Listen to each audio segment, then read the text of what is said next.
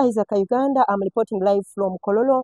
Olunaku lwa leero tuli wano Kololo ng'era minisita w'ebyensimbi ali mugezaako okusigira bannayuganda ekifaananyi nga alaga engeri ikonomi y'eggwanga gy'etambulamu era nga bwe mulaba atambula bw'atyo abamu muyinza obutakitegeera nga mwebuuza kikyaliko agezaako okusiigira bannayuganda ekifaananyi bamanye ikonomi y'eggwanga engeri gy'etambulamu era nga bwe mulaba siteepu ezo zaakuba mulaba nga mmwe abalwisa ali mugezaako okubalaga nti ikonomi y'eggwanga yeeyo sipiidi yennyini gy'eriko era bw'oba omulaba atambulira ku 90 kilometers per hour, sorry, mutusonyiwemu katono, atambulira ku 30 kilometers mutusonyiwemu katono. Bw'otunula mu speed gy'atambulamu, atambula mu something like 10 kilometers per hour, era nga kyekifaananyi kyali mu kusiiga nti ebyenfuna by'eggwanga yeeyo speed sofa gye bikyaliko, era nga buno obubaka bannayuganda era nga buno obubaka ayagala bannayuganda bwenna mu bufune mumanye ikonomi y'eggwanga bw'etambula. Abantu bangi beebuuza lwaki tayise ku red carpet kubanga mulowooza walina okuyita. Si bwe kiri n'abasinga balowooza nti nno red carpet eyo erina kuyitibwako omukulembeze wa ggwanga na sipiika, naye ensonga emuganye okuyita ku red carpet bwe baba basoma national budget eyitibwako ezo ensi budget etambulira ku 180 km per hour, so bw'oba nga tonnatuukawo ng'okyali mu 30 kilometers per hour tokkirizibwa kuyita ku red carpet, era nga bw'olaba minisita w'ebyensimbi bw'ali mu kukikola. Red carpet gye mulaba eyo, red carpet etambulirwako abo nga bo at least ikonomi yaabwe eri onu ng'egenzeeko waggulu, naye ffe Uganda tetukkirizibwa minisita w'ebyensimbi waba agenda kusoma budget kuyita ku red carpet kubanga red carpet eyitibwako omuntu ng'alina kyakoze oba alina watuusizza ensi oba ng'ebyenfuna bigenzeeko waggulu. Naye kati ng'era bwe mulaba red carpet eyo kitegeeza nti nno tuba ffe tetusobola minisita waffe kuyita ku red carpet kubanga tukyabalibwa mu nsi ezo enjavu ddala. Naye bwe tugezezaako okubuuzaako nga bajournalist ne batutegeeza nti ensi ezikulaakulanye ezivuddeko mu third world state zikkirizibwa okuyita ku red carpet, era mwanattu ne Tanzania ekkirizibwa okuyita ku red carpet, era tukatusabe nnyo tulabe nti by next reading baminisita baffe bajja kuba basobola okuyitako ku red carpet. Red carpet eyo abasinga beebuuza lwaki minisita tayise ku yo. Red carpet eyo mu kunoonyereza kwaffe kiraze nti eyitibwako baminisita oba abantu nga ensi zaabwe ekonomi eri waggulu, so bw'oba nga mmwe mukyali mu third world state kitegeeza nti mmwe mulina kuyita eno ku ttaka muba mujja kuddugaza red carpet.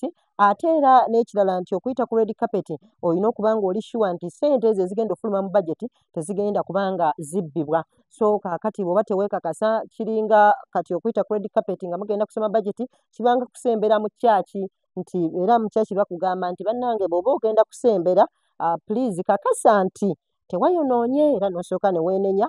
Kati bw'omala okwenenya n'oba nga okwalifayinga okuli akagaati. So mu mbeera y'emu ne wano nti red carpet eno okugiyitako olina okukakasiza ddala nti akasente ako tekagenda kubbibwa, kagenda kukola emirimu gyako, enguudo zikolebwe, amalwaliro gakolebwe, so tomala gayita ku red carpet eyo ng'ate sente oluusi zigenda kubanga zibbibwa.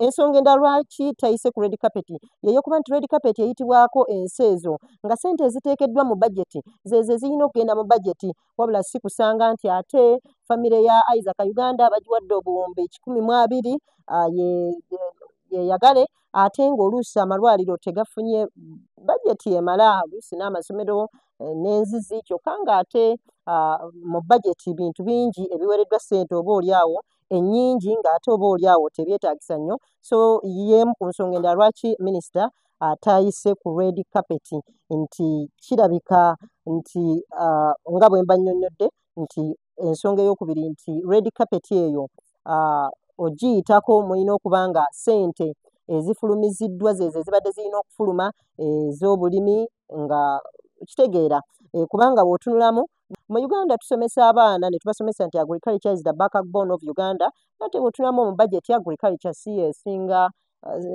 omutemwa gwa ssente ate ng'oba oliawo yeyandisinze okuba nga efuna ssente nnyingi. Kaakati ekyo era ne kiba nga kireetera minisita okuba nga tayise ku red carpet kubanga kiba kijjawo eri ensonga eraga nti ssente zino zifulumidde ddala mu mitendera oba we zirina okugenda kuba singa we kibadde kitegeeza agriculture ngeri gyeri nti backbone of Uganda yandibadde yeesinze okuteekebwamu ssente nnyingi.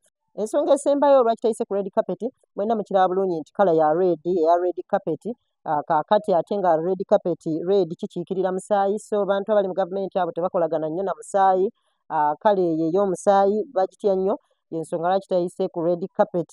Era ndowooza gavumenti yaffe ndowooza eri mu nteekateeka y'okuba ng'ekyusa red carpet efuuke yellow carpet, kuba kala eyo eya red eyo kala y'amagye ate nga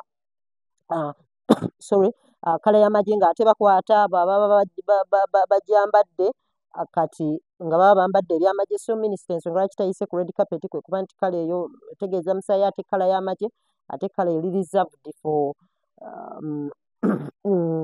army. So byebyo byensobodde okuba lipooti era tugenda kuba tubatuusaako era nga tubamenyeramenyera budget nga bw'etambudde n'ebintu ebirala bingi nnyo tugenda kuba tubiyisaamu nnyo amaaso.